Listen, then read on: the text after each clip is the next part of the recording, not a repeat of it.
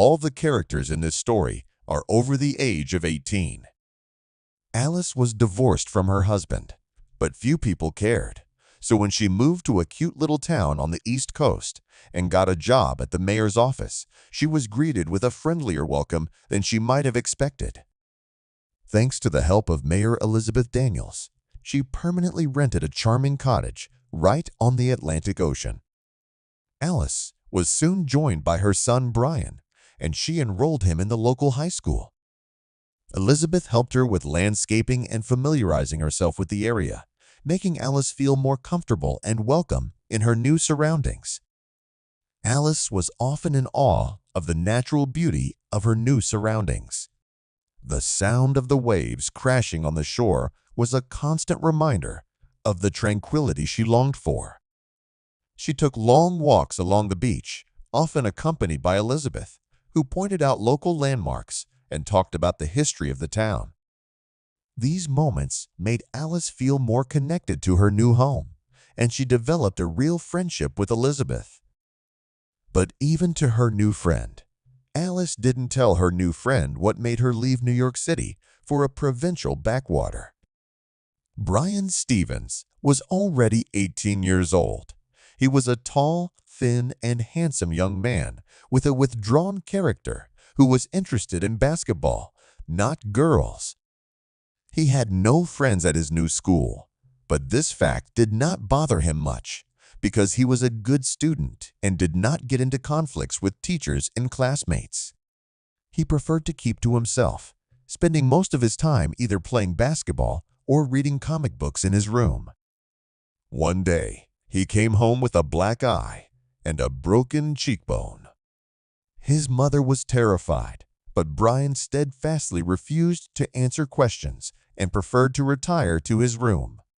He refused to eat dinner, so Alice made him ham and cheese sandwiches and took them upstairs. Since he'd been uncommunicative since he was a child, Alice didn't ask him for answers, but the fact that he'd been in a fight upset her terribly. She couldn't wait to find out the truth, but she knew that pushing Brian too hard would only make him more withdrawn. Brian was in bed, reading an illustrated comic book magazine, when Alice put a plate of sandwiches on the table and sat down next to him. Brian put the magazine aside and looked at his mother, frowning slightly. He seemed to want to talk about something important, but hesitated to start the conversation. Alice smiled, encouraging him, hoping he would finally open up to her.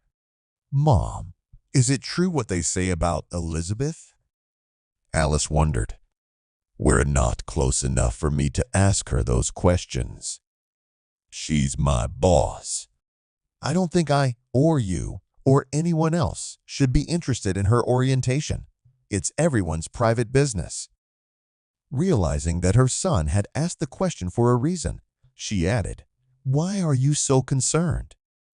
"A guy at school said Elizabeth wants you," Brian said. Alice laughed to lighten the mood. "I should be flattered."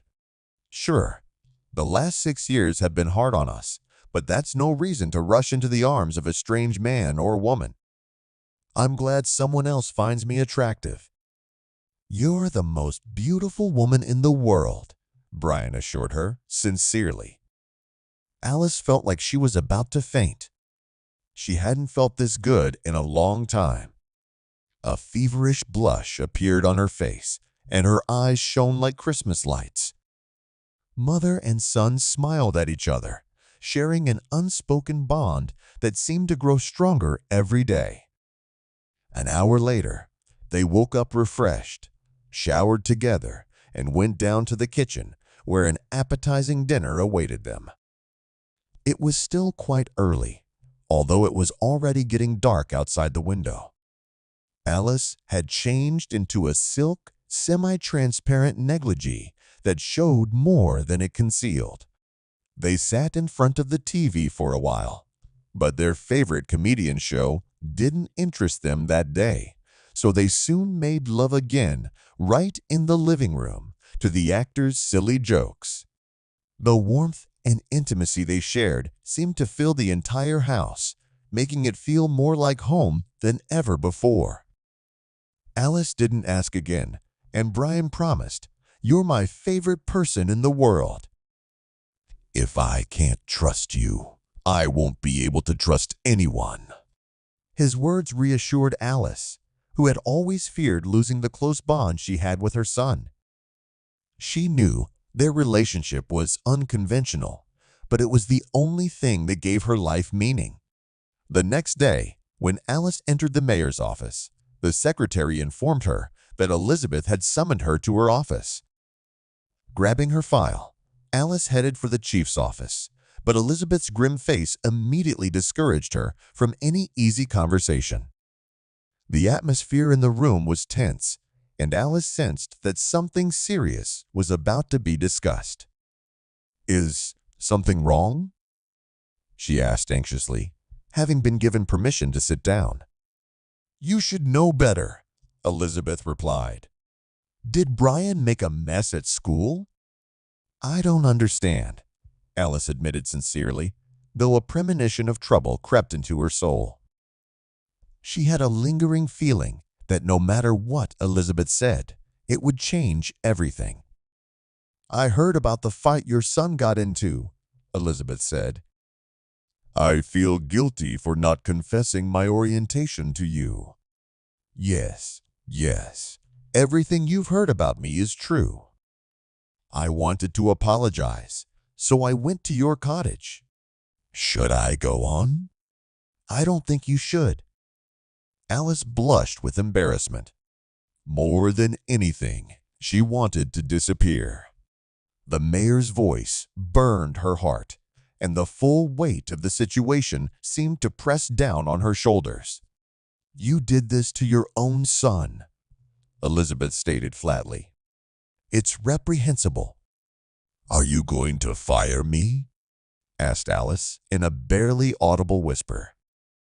"I am neither God nor judge, but I would like to avoid a scandal." "Don't tell me I don't like you. I do." Elizabeth chuckled when Alice flinched. "I think you deserve respect for what you did 2 years ago." Alice turned pale and stared at the impassive Elizabeth in horror. "You know my brother works in the prosecutor's office. He was one of the prosecutors at the trial." "Then why did you hire me?" asked Alice, her voice trembling. "I like you," Elizabeth smiled bitterly. "You are very frank, but I cannot accept your offer." "I'm not blackmailing you, Alice. Just accept my patronage. Otherwise, very soon, everyone will know not only about your past, but your present as well. We have a very small town, and rumors spread instantly." Alice cooked dinner as if nothing had happened and sat by the TV while she waited for Brian, who had basketball practice. But Brian could sense her mood from a mile away, so he asked her what was wrong. The concern in his eyes made Alice's heart ache, and she realized she couldn't keep the truth from him any longer. Alice had promised herself she would keep it to herself, but under her son's intense scanning gaze, her promise crumbled to dust. "She knows," Alice said. "Elizabeth knows about us and about your father." "Stupid woman," Brian growled angrily. "She's blackmailing you, isn't she? But she won't get away with it." "You're mine, and mine alone." His imperiousness was both comforting and frightening to Alice, who was afraid of what her son might do to protect her. "Oh, yes, my love, but I am so afraid." "She is a cruel woman, and we can't hide from her." "We're not going to hide anymore," Brian said. "I'm going to make things right." "But how?" asked Alice, her voice trembling. "You don't have to worry about that." Brian suddenly smiled so confidently that Alice had no doubt her smart son would figure out how to save them. She calmed down enough to offer him dinner, but he had another treat in mind. I want you to show me how you girls please yourselves, he said. Are you ready, honey? She whispered. Their union was so harmonious that it felt like it was made in heaven. Their intimacy surpassed anything Alice had ever experienced, and she knew that no one could ever come between them. Brian was skipping school, dealing with a problem named Elizabeth. The woman had immediately struck him as overly friendly, if not to say mocking. Yes, she had helped them at first, but not without malice. Brian couldn't imagine sharing his mother's affection with anyone else, so he had to get rid of her attention at all costs. He spent hours thinking about his next move, determined to protect his mother from anyone who threatened their relationship. Elizabeth was working from home that day, which made Brian's task easier. He came uninvited, but it was unlikely she would refuse to receive him. Elizabeth had not expected him to show up and was immediately wary. Like a hospitable hostess, she offered the young man a drink. He didn't refuse whiskey on the rocks. Brian, I don't understand what I owe you, Elizabeth said, her voice sounding cautious. I can explain, Mrs. Daniels, Brian replied calmly. You blackmailed my mother, and that was a mistake.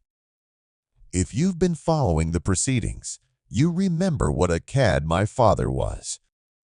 I don't want to be afraid and hide anymore, and you, Mrs. Daniels, are threatening my peace of mind.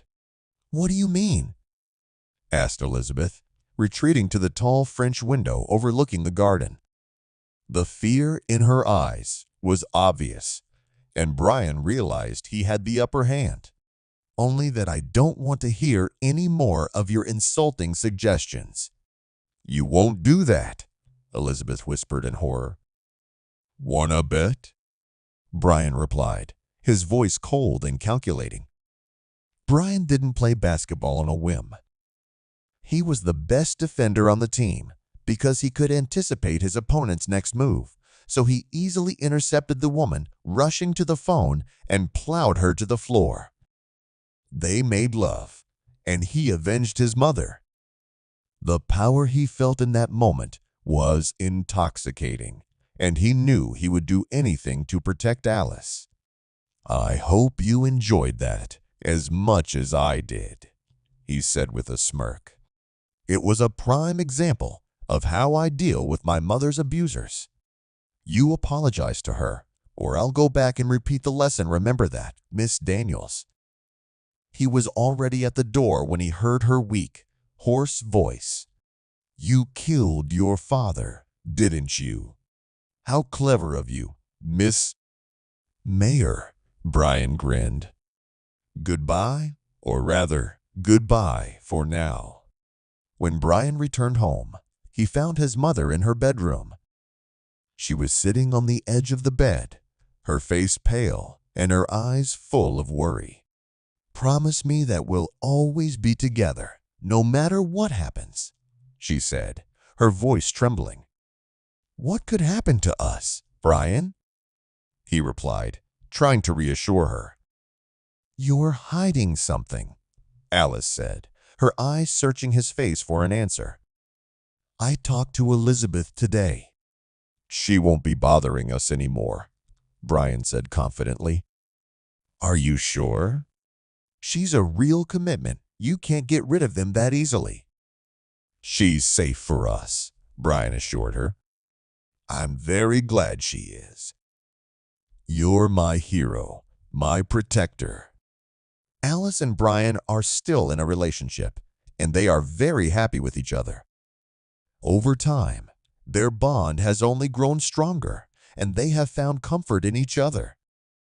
Brian went to UCLA and Alice got a job as a research assistant at a successful law firm in Los Angeles.